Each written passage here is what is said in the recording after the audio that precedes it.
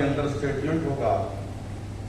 وہ اگر یہ کہتے ہیں کہ دیش کے غداروں کو گولی مارو اور ان کو منتری بنا دیا جاتا ہے، اگر دلی کے ملک دارالحکومت میں احتجاج کرنے کا حق ہر ایک کو حاصل ہے، مگر احتجاج میں اگر گالی دی جاتی ہے مسلمانوں کو اور کھلے عام ان کو مارنے کی، ان کو ختم کرنے کی بات کی جاتی ہے، تو وزیر داخلہ جناب امت شاہ کے انڈر جو پولیس ہے وہ کہتی ہے کہ ان نون پرسنس نے بات کہی ہے، تو پھر نون پرسنس کون ہے یہ ہم کو سمجھنا چاہیے. یہ سوالات ہیں اور میں آپ سے پھر سے وہی بات، پرانی بات جو بحیثیت ایک سیاست کا طالب علم ہونے کے ناطے آپ سے کہنا چاہتا ہوں کہ ہم 75 سال اس ملک کی آزادی کو منانے جا رہے ہیں الحمدللہ، اور یہ ہم تمام کو یہ محاسبہ بھی کرنا ہے، سوچنا بھی ہے کہ کیا ہم ایک سیاسی قوت یا طاقت بن کر ابھریں گے یا پھر اسی طرح ہم لوگ ڈر ڈر کر خوف سے اپنی زندگی کو گزاریں گے. میرا ماننا یہ ہے، میری جماعت، میری سیاسی پارٹی کا ماننا یہ ہے کہ بھارت کو اگر اور مضبوط کرنا ہے، بھارت کو مستحکم کرنا ہے، بلکہ اگر بھارت کو چین کے برابر کھڑا کرنا ہے، آنکھوں میں آنکھیں ڈال کر چین سے یا پھر ایک سپر پاور یا ایک طاقتور ملک بننا ہے، تو بھارت میں اقلیتوں کو ان کا مقام حاصل ہونا چاہیے، مقام ملنا چاہیے. مگر بھارت کی اقلیتوں کو اگر اپنا مقام حاصل کرنا ہے تو بھارت کی اقلیتوں کو ایک فیصلہ لے کر اپنی سیاسی طاقت کو، اپنی سیاسی شناخت کو، اپنی سیاسی قیادت کو بنانا پڑے گا. اگر آپ یہ سمجھ رہے ہیں کہ میں وہ نام نہاد سیکولرزم کی بھول بھلیوں میں رہ کر کچھ حاصل کر لوں گا، تو یقیناً انفرادی طور پر آپ کو عہدے مل جائیں گے، مگر اجتماعی طور پر مسلم اقلیت کا کوئی فائدہ نہیں ہونے والا. یہ تلخ حقیقت ہے، اس کے کئی تجربے ہو چکے ہیں. لوگ بار بار یہ سوال کرتے ہیں کہ آپ کے 3 یا 8 یا 9 جیت جانے سے کیا ہوتا ہے، تو میں یہ پوچھتا ہوں کہ آپ ان لوگوں سے کیوں نہیں سوال کرتے جو بھارت کی کاسٹ ہے، کمیونٹی ہے، ان کے 8-10 بھی جیت کر آتے ہیں تو ان سے کوئی سوال نہیں کرتا. سیکولرزم یقیناً ہمارے کانسٹیٹیوشن کا بیسک سٹرکچر کا حصہ ہے اور رہے گا، مگر سیکولرزم کو سمجھنا جو میں سمجھتا ہوں وہ ہے کہ ایک پولیٹیکل سیکولرزم ہے، ایک کانسٹیٹیوشنل سیکولرزم ہے. کانسٹیٹیوشنل سیکولرزم پر کوئی کمپرومائز نہیں ہو سکتا، مگر جو پولیٹیکل سیکولرزم ہے وہ ایک منافع خانہ طور پر وہ سیکولرزم ہے جس کو استعمال کیا جاتا ہے. آسام میں اجمل صاحب سے الائنس ہوا، آپ نہیں جیتے تو داڑھی والے اور جس کے سر پہ ٹوپی ہے اس پہ ذمہ داری لگا دو کہ اگر یہ نہیں ہوتے تو ہم جیت جاتے. یہ حقیقت ہے. دلی میں 82% مسلمانوں نے موجودہ وزیر اعلیٰ کی پارٹی کو ووٹ کیا، مگر موصوف کا 72 اتنے ہیں کہ جب دلی میں فساد ہو رہا تھا تو وہ گاندھی کی سمادھی پر جا کر اپنے آپ کو گنگا بنا کر بیٹھ گئے.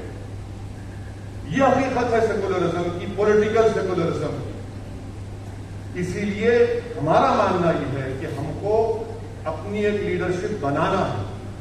اور میں جانتا ہوں، میں جب منموہن سنگھ صاحب کا دوسرا دور تھا یو پی اے کا، تو ایک بی جے پی کے اب ایک بہت بڑے ایم پی ہیں، منسٹر بھی ہیں، تو ان کی ڈیٹ آف برتھ کا مسئلہ پیدا ہو گیا.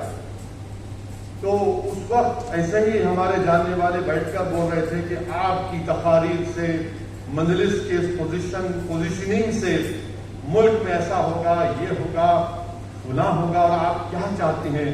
میں نے کہا وہ سامنے دیکھو، آپ سینٹرل ہال میں ایک گروپ جا رہا تھا ایم پیز کا، اس میں مختلف سیاسی پارٹیوں کے ایم پیز تھے. اور قریب میرے خیال سے 30 یا 35 MPs کا گروپ تھا. میں نے کہا کہ کون کون ہے اس کو بتائیے. تو صاحب نے کہا کہ اس میں یہ فلاں پارٹی کے ہیں, یہ فلاں پارٹی کے ہیں, فلاں پارٹی کے ہیں, سب پارٹی کے ہیں. میں نے کہاں جا رہے ہیں, آپ کو معلوم ہو؟ بولے ہاں وہ کچھ ڈیٹ آف برتھ کا مسئلہ ہے. میں نے کہا ڈیٹ آف برتھ کا مسئلے کے لیے جا رہے ہیں یا ہم ڈیتھ بیڈ پر ہیں؟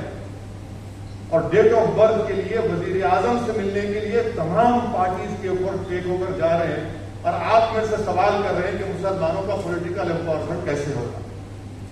یہ چیز کو ہم کو اور آپ کو سمجھنے کی ضرورت ہے. اور آخری بات یہ ہے کہ امتیاز جلیل صاحب نے صحیح کہا کہ اورنگ آباد میں 22 سال کے شیو سینا کے MP کو مجلس اتحاد المسلمین نے ہرایا. اور میں اس بات کو مانتا ہوں کہ ہم کو پچھڑے سماج کے تمام طبقات کو, جس کو ونچت سماج کہتے ہیں, ان کو ساتھ دے کر چلنا چاہیے. اس سے بالکل اعتراض نہیں ہے. اور بہار میں ہم نے کامیابی حاصل کی. ہم بہار میں ایک الائنس کا حصہ رہے. الحمدللہ ہم نے وہاں پر کامیابی حاصل کی.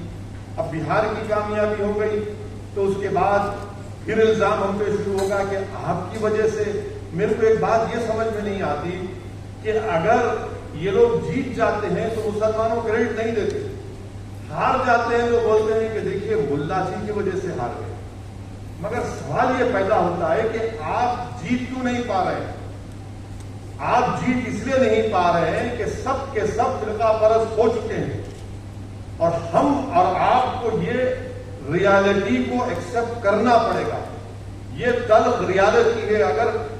اگر یہ سچ نہیں ہوتا تو کانگریس کے ایک بہت بڑے لیڈر ہیں, جو لیڈر بھی بننے کی کوشش کر رہے ہیں ابھی بھی ماشاءاللہ سے 50 سال کی عمر میں, وہ ہار گئے ہیں اتر پردیش. اور کہاں سے جیتتے ہیں؟ اس حلقے سے جیتتے ہیں جہاں پر قریب 25-30% مائنورٹیز کا ووٹ تھا. اور پھر ان کا الزام ہم پر یہ کہنے آپ کی وجہ سے سب ہو رہا ہے. میں ذمہ دار نہیں ہوں. بھارت میں اگر فرقہ پرستی بڑھ رہی ہے تو یہ 30-40 سال کی سافٹ ہندوتوا جو برسر اقتدار پارٹیوں نے اس کو استعمال کیا, ریجنل پارٹیز نے استعمال کیا, اس کا یہ نتیجہ آج نکل رہا ہے. اور اگر کل کے دن اللہ نے چاہا تو انشاءاللہ تعالی 2024 کے پارلیمانی انتخابات کے بعد مجھے اللہ سے میری دعا ہے اور ہم کوشش بھی کریں گے, مگر کیا کوئی گارنٹی دے سکتا ہے کہ جو فرقہ پرستی کا زہر کونے کونے میں, جسم کے کونے کونے میں پہنچ چکا ہے, ختم ہوگا نہیں ہوگا؟ وہ فرقہ پرستی رہے گی. تو یہ حالات اس نتیجے پر پہنچ چکے ہیں. تو یہ اسی لیے میری آپ تمام سے گزارش ہے کہ پولیٹیکل امپاورمنٹ ہونا ضروری ہے, پولیٹیکل لیڈرشپ کو مضبوط کرنا ضروری ہے. آپ کو اپنی آواز کو, اپنے نمائندوں کو کامیاب کرنا ضروری ہے, چاہے وہ ضلع پریشد کے چناؤ کیوں نہ ہو, بلدیہ کے انتخابات کیوں نہ ہو, اسمبلی اور پارلیمانی انتخابات کیوں نہ ہو. ہم کو اپنی ایک آواز کو, اپنی پہچان کو, ایک شناخت کو رکھنا ضروری ہے, کیونکہ بہت سے ایسے مسائل ہیں. امبیڈکر نے صحیح کہا تھا, بابا صاحب امبیڈکر نے, کہ پولیٹیکل امپاورمنٹ سے ہی ہر طاقت کے کمرے کی چابی, بابا صاحب نے کہا تھا کہ اسی میں, اور اس کو ہم کو سمجھنے کی ضرورت ہے. بہت بہت شکریہ.